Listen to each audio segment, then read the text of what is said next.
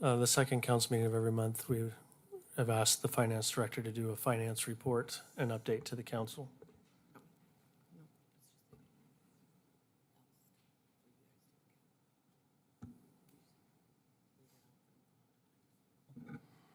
Good evening, Mr. Mayor, members of the council. I promise we'll keep this brief tonight. What we are trying to do with these series of presentations is to be a little bit informative and educational. And some of this information is very timely. As Mr. Stewart said, we're in the midst of working through the budget preparation. So tonight we're going to focus a little bit on enterprise funds we have in the city and some of the different sources of revenue. We'll work through this. The next step will go back to governmental funds, and then in a subsequent session, we'll talk about the expense side of the equation.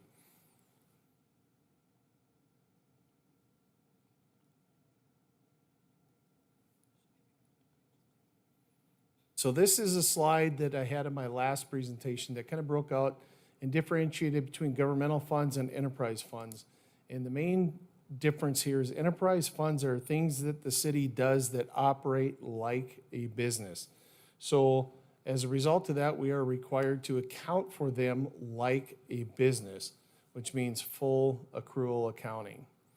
Like I said, today we're going to focus on fund revenues, and we'll talk about some things that make this unique compared to regular businesses. So for the enterprise funds across the board, generally revenues come from user fees.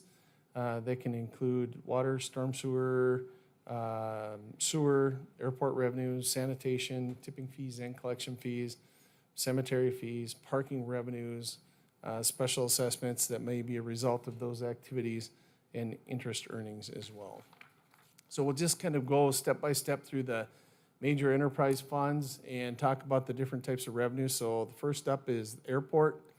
Obviously, we have terminal rent that we charge for the operators that operate out of the airport. That can include ground rent, as well as landing fees that are charged to the airlines that operate out of there. We have T-hangars that we rent. We have parking fees, permit fees, different security fees. And then we collect passenger facility charges for everyone that utilizes the airport, and then also customer facility charges.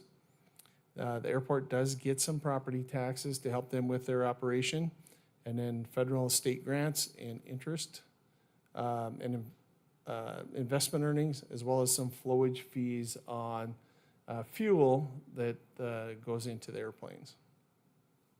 Cemetery fund is next on the list. Also known as Rose Hill Memorial Park.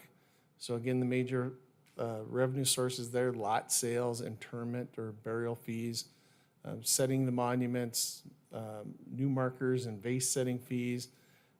Something that was added a number of years ago was the columbarium, where it's an above ground storage, for lack of a better term, vault for cremains. And those niches are sold for folks that prefer that type of interment. Also some winter storage fees for when the burials can't be completed over the winter months.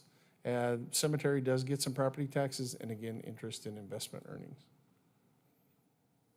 Parking Authority Fund, this is a small fund that operates some parking lots in the city, downtown, and they collect some rental fees for those lots. Sanitation fund is comprised of the residential collection, recycling, as well as the tipping fees at the landfill. So again, fees for services. We deliver roll-off containers and collect those, the tipping fees at the gate, tire disposal fees. We have some land that is rented out that hasn't been developed for future expansion yet at the landfill. And then the recycling fees, as well as interest and investment earnings. Water, sewer, storm, sewer, more of the same.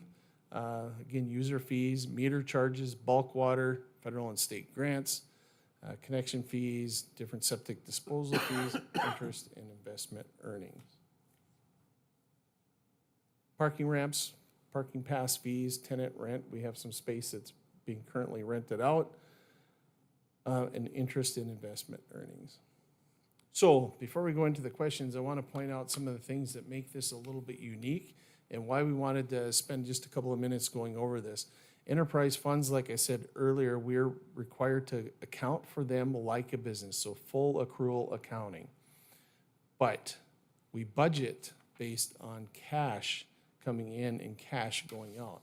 So there's a little bit of a discrepancy between how we budget for these funds and then how we report on these funds at the end of the year. So that can create a little bit of confusion when we go through things. And as we get further into these sessions, we'll start talking about the reporting, the annual comprehensive financial report. And there's a schedule in there that walks us through the reconciliation process we have to go through with governmental funds to bring them up to full accrual basis to present in our financial statements. So some differences between budget and actual, but we just wanted to talk really quickly at a high level, especially since we're moving into this budget process right now. And next time we'll talk a little bit about the governmental funds and the revenue streams and some of the challenges we have there too. So I would open it up for any questions you might have. Are there any questions of Dave? Seeing none,